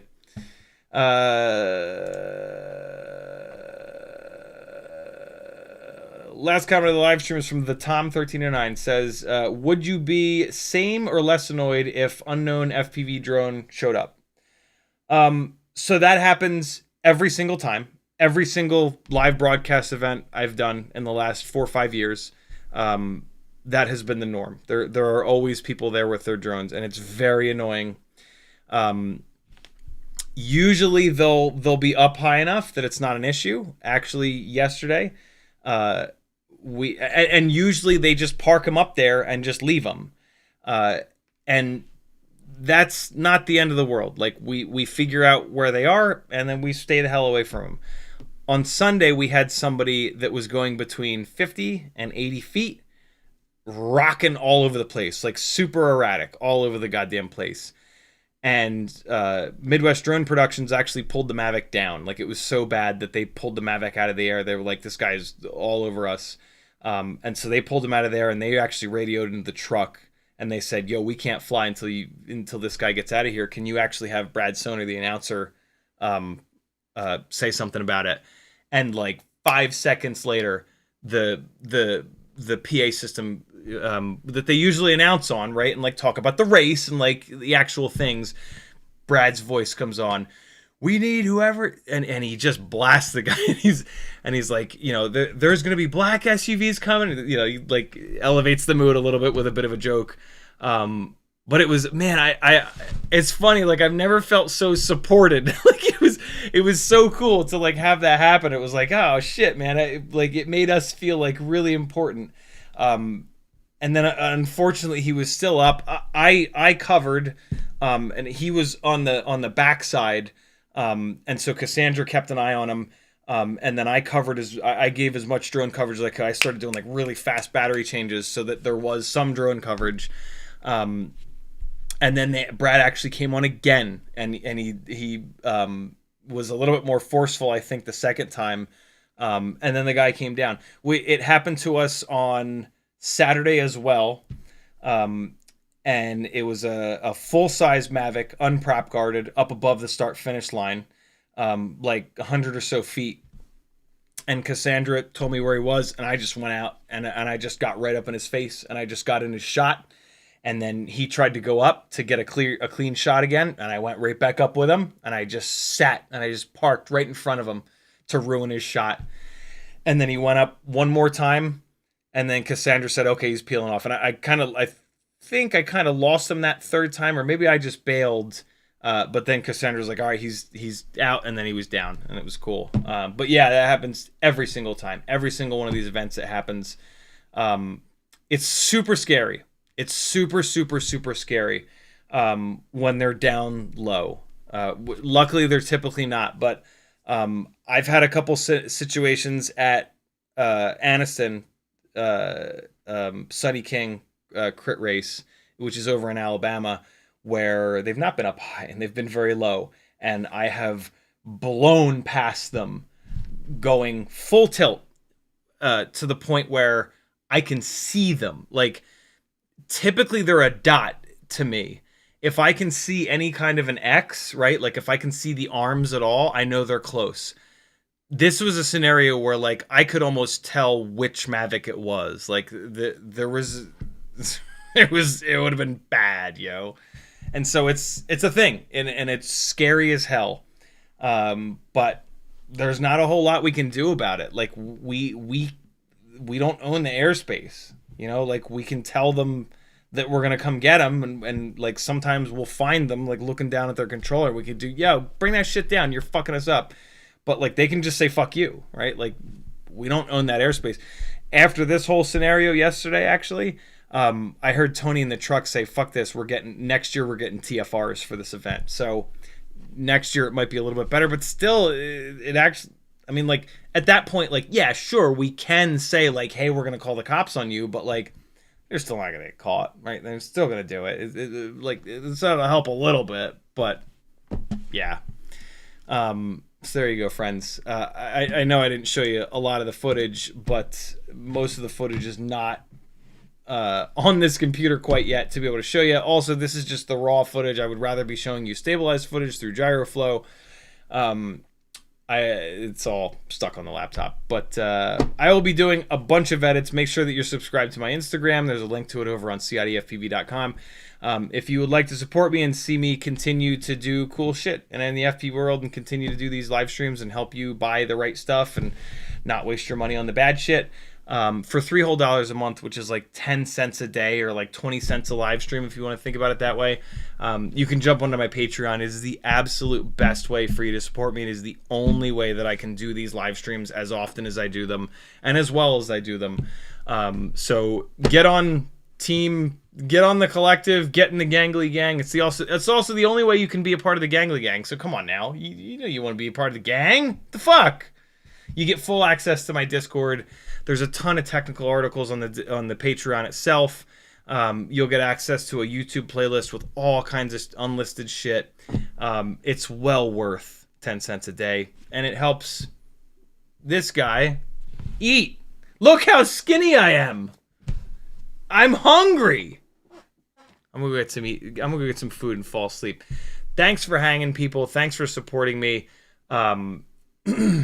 What a ride it's been. Let's keep it going. Cool. Be good, friends.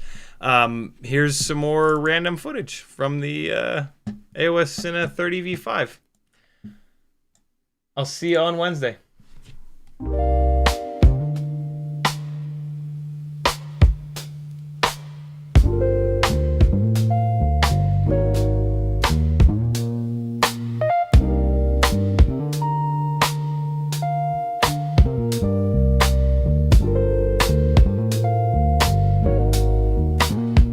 Yeah. Out in the yard where the grass grows wild, CiottiFPV's goggles locked, grinning like a child. Teddy spaghetti's, fur flies, and jet wash dreams. Yeah. Chasing small whoops like a dog possessed fiend. Eyes on a neon blur, hard in the chase. Big fuzz and prop spin, all tangled in place. Yeah. Four-legged rebel with a rotor stir tail in the circus of the sky. They never fail. CiottiFPV, Teddy Spaghetti, dynamic duo kings, barking at the breeze, throttling at top speed. They zooming through hoops, flipping in style. That schnauzer's got throttle and a 2D smile.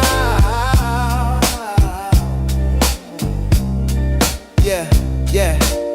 Sadi's on sticks, Teddy's on paws. Side by side, legends breaking all the laws. Through the kitchen, over couch scale terrain. Backyard mayhem in their flight domain. No ground too sacred, no loop too tight. Fuzz fuel fury ignites the night. When pilot and pup lock eyes on the prize, every whoop they conquer is a fresh cut surprise. Yeah.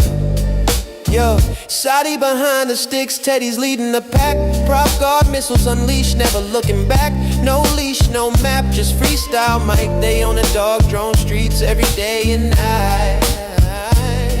Said whoops, hitting low, gotta nail the dive. Teddy push throttle up, feel the beast come alive. I see the neon arc, got the sticks locked in, Teddy.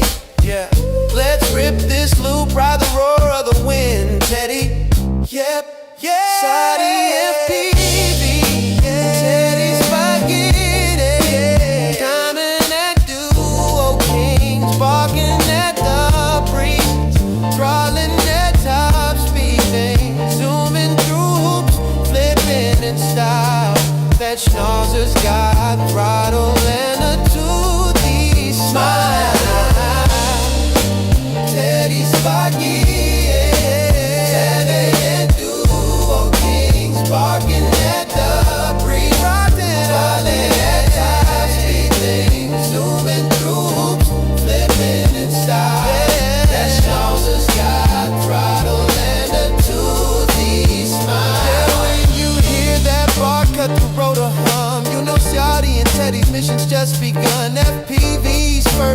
legends, legends sing it loud, yeah. Teddy, Spaghetti, and CiottiFPV, always proud.